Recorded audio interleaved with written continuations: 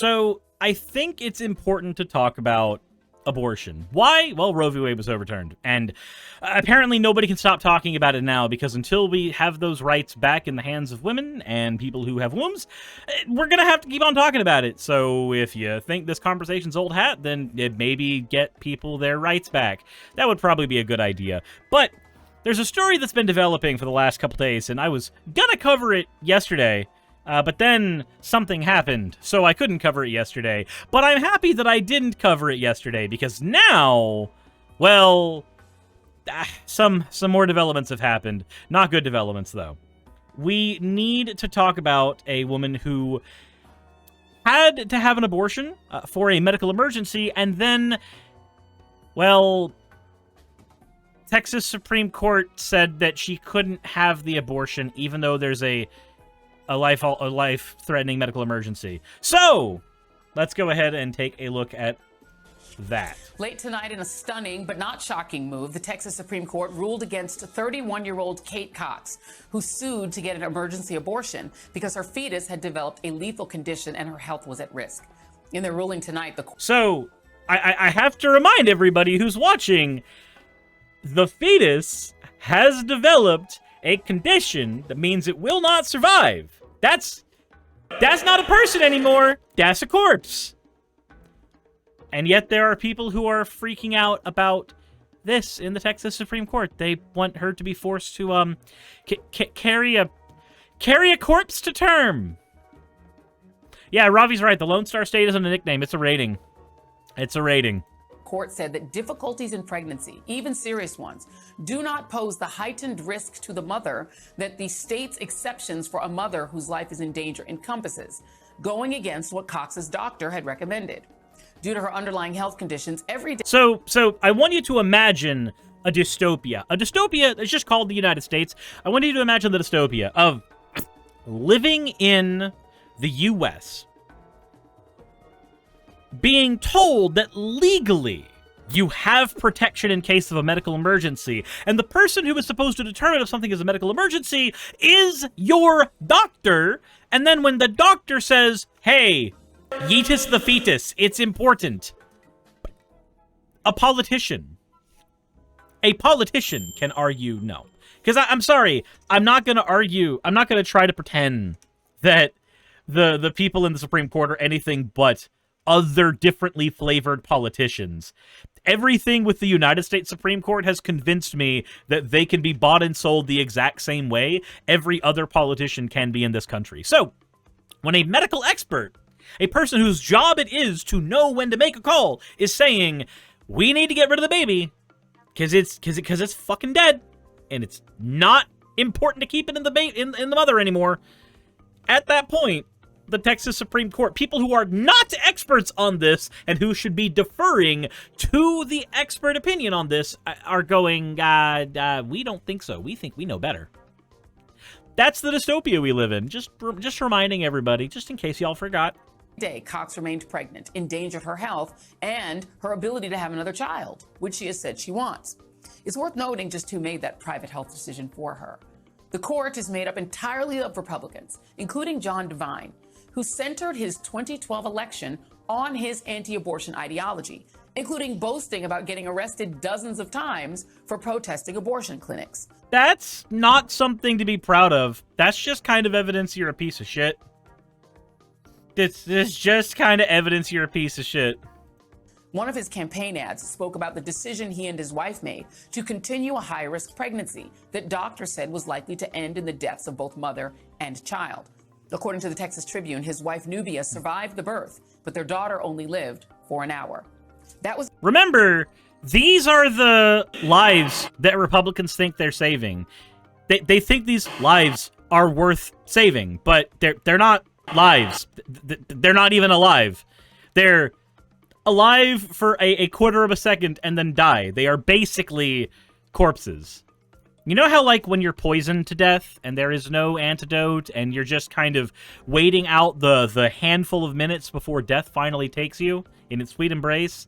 That's what's happening here, but it's the first experience that any of these, well, not children, it's hard to really describe what they are at this point. That's all that's going on there, and Republicans are just like, nah, Make not only them live through that, because they're not for pro quality of life, they're pro idea of life, like in a vacuum. And then, on top of that, they want the mother to suffer too. Like, they actively want the mother to suffer more.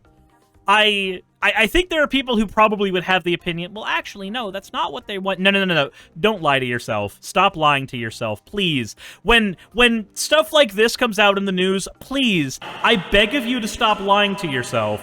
This is not a situation where you can go, well, actually, they're not just trying to be cruel. No. The cruelty is the point. At a certain point, you have to understand. You have to acquiesce that the cruelty is, in fact, one of the draws for these people and their constituents.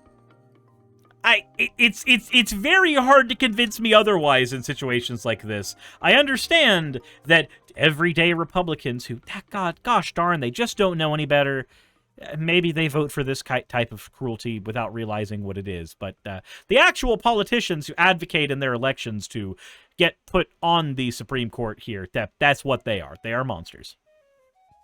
Devine and his wife's private decision to go forward with that pregnancy. And now Kate Cox's health is at risk because people like Devine are trying to make that decision for her.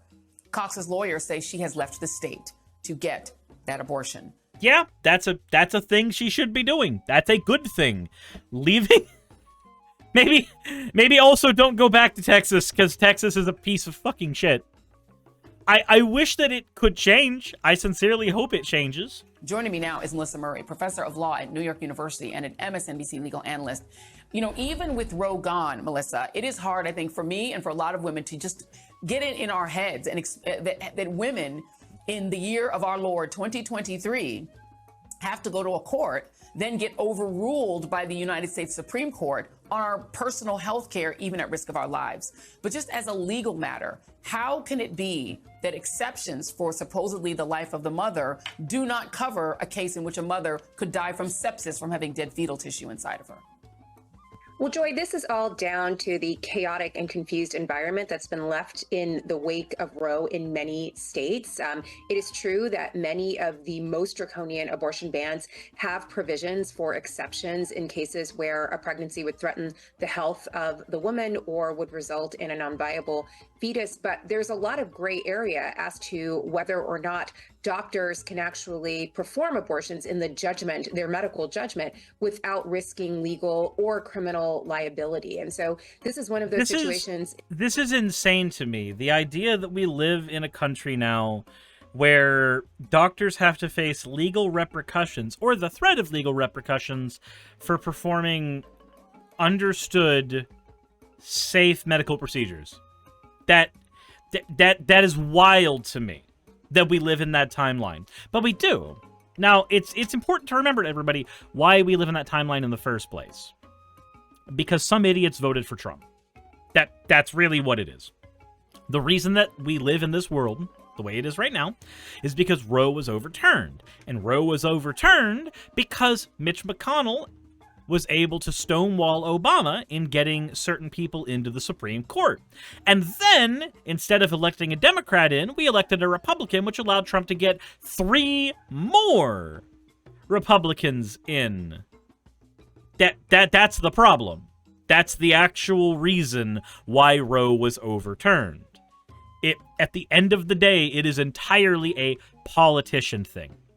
There are people that like to wax lyrical about how they don't like politics, they don't deal with politics, and I wish I had the privilege, I wish many people here had the privilege to live in that world, where they don't have to actually worry about politics, as if it's just some sports competition with one team winning and one team losing. But when actual human rights are being taken out of the question, when actual human rights are being taken away from people, I'm sorry, I can't just pretend that it's a ball team thing anymore. The reason we lost Roe is politicians manipulated the situation such that happened, and the United States failed to get the better of two evil options in office. Now, I know there's going to be, again, because I see them in my comment section all the time, and believe me, I look at my comment section when I'm taking a shit, so I've seen your comments about people going, actually, no, it's an abusive relationship, and I don't want to play it anymore, with the Democrats actually having to hold office. Again, I wish I lived in your reality where stomping my feet and pretending that not participating is somehow going to fix things or make them better. Democrats aren't the greatest thing in the entire world. Said, how are Democrats abusive again? Because their biggest argument is vote for us or you get a fascist. And yeah, I can understand. That's a bad dichotomy. It's not fun, nor is it fair. But God, gosh and darn it, golly gee, maybe if there's one thing I learned from being in conservative America, it's that sometimes life isn't fucking fair and you need to play by the rules that it gives you. Even if the rules are stacked against you. Even if they're not fun. Because this is the reality that happens when you pretend that those rules don't actually apply to you. When you pretend that not voting somehow changes things or fixes things. When you pretend that your abstinence from the responsibilities of society somehow magically makes things better. For someone. These are the people that suffer as a result of that. As a result of that mentality. Don't get me wrong. The primary villains here are the Republicans who have made this reality a thing. But don't pretend that your abstinence didn't help them along the way. Don't even for a nanosecond. In Texas, this woman's doctor believes that she needs an abortion in order to preserve her future fertility and in order to preserve her life. But the doctor did not feel that the landscape was clear enough that she could order and perform that abortion without risking legal liability for doing so. And recall, Texas has not only a criminal abortion ban in place, there's also SB 8, which is the bounty hunter law that allows any private individual to file suit against anyone helping a pregnant person to get an abortion. Did anybody forget about that one, by the way? The fact that in Texas you actually can be a bounty hunter and get money for ratting out doctors who you think might have been complicit in helping a woman get an abortion? Yeah, that's a cool thing that's in Texas. Isn't that great? Isn't that something that you expect in a not dystopia, right? Just bounty hunters being able to go around and get you prosecuted for doing a medical procedure? Isn't that wonderful? Yeah, we covered that months ago. Includes the physician. So physicians are really in a difficult position here. They can perform these abortions and be subject to criminal and civil liability. Anytime you are the subject of a civil lawsuit, you have to report that for purposes of licensing. So a lot of physicians are just like, it's just not worth it. I'm not going to do it. And that is exactly the kind of landscape that Texas wants, where not only is it prohibited, but even the exceptions are difficult to get. Well, when we talk to doctors down there, they've said, well, the result is going to be a lot of physicians are going to leave the state, because why would you want to practice in a state that essentially is the handmaid's tale? You know, the thing that's so infuriating about this is that the decision on whether a woman can get this exception is really in some ways down to whether the decision maker is a woman or a man. In the case of the judge who said, yes, she should be able to have this abortion, this female judge, and obviously her doctor, or this zealot man who sits on the Supreme Court, despite himself having protested and violated the law and gotten arrested 37 times trying to obstruct women from getting abortions. I don't understand how she doesn't have a legal claim against this judge, for instance. He's clearly biased by his own ideology. So I will, at the very least, say everybody is biased by their own ideology. That part is there's nothing. There's nothing for that. Everybody is biased by their ideology. I'm a atheistic, socialistic, VTuber weeb piece of shit. My ideology is going to color everything that I do or say. It's that way for everybody. But it is important to note when that ideology is basically cult-like and when that's damaging. In this case, I think it's easy to say it is. It is. I mean, this is the tribunal that she has. This is the Texas Supreme Court. This is an individual who is an elected individual in Texas. Many of the judges on the Texas Supreme Court will be up for re-election in the upcoming election cycle. And so, you know, Texas women, if this matters to you, here's an opportunity to make your voices heard. But that kind of disparity is one that we see at all levels of government. In Congress, in state legislatures, we have men, often of geriatric age, making decisions about reproductive health for women. And again, there isn't a lot of equity in terms or parity in terms of representation in these legislative bodies. If there are women in the bodies, and women are woefully underrepresented in most legislative bodies, they're not necessarily women of reproductive age. Like, the people making these decisions are not the people who have to face these really difficult choices. That is an important point to note. This is one of the reasons why I don't think that most politicians should be allowed to be, like, over the age of 70 or so. People who are, by and large, not going to be affected by the laws they write should probably not be the ones writing those laws, just in general. If you're going to have laws that restrict the rights of people, then at the very least, try to have people who will actually be affected by those laws writing them. I'm not saying that all women automatically are going to be the best at this, obviously. Transformed Wife exists. Like, Lauren Chen, Caitlyn Bennett, Lori Alexander, all of these pieces of human filth exist. It's not like they're going to magically fix everything by having uteri. But it would at least be marginally better. As long as, you know, the people to vote on these things were not also picked by the people who shouldn't be responsible, because at that point we're just having it done by proxy. We're just having that done by proxy. Maybe not voting on these things. That's anti-democratic. That's not what I'm meaning. More writing the laws. Like, if a guy proposes the law, just kind of look at him and go, so what horse in the race do you have? Like, is this, are you protecting your daughter or your wife, or are you just, like, 75 years old and cranky? Anyway, this is a terrifying situation to be in. Being a mother, or somebody who wants to be a mother, and even be a mother in the future afterwards, facing a literal life or death scenario, all because a handful of politicians who you don't know and don't know you decided arbitrarily that your body's probably not worth saving because of a corpse inside you. And now the fetal tissue can cause necrosis, and now you're going to suffer or die because of the arbitrary whims of a bunch of old geriatric fuckers. That's America right now, everybody. I hope you enjoy it. Please, for God's sake, when voting time comes, please, for God's sake, do not allow a Republican to take over. Please. I don't care what your feeling on voting is. Please, do not let another one of those fuckers in. I am begging you.